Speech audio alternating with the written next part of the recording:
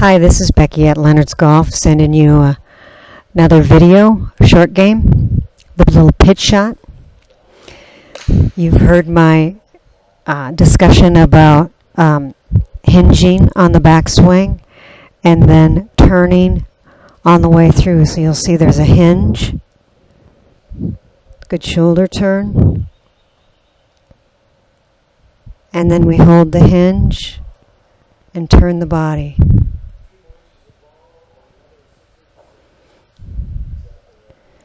Ball position's a little forward. You can play it middle to slightly forward.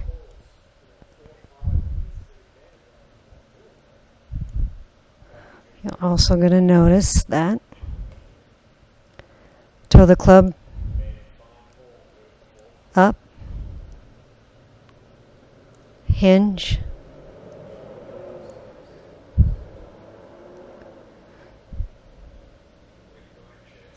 then not a whole lot of unhinging here at impact. You want to flip at it. You want to turn the body. It's pretty cool how you can see that ball just pop straight up here. Hold the hinge, turn the chest, turn the body. That's our little pitch shot. That's our nice high shot. Doesn't go very far, nice and high. Okay, thanks.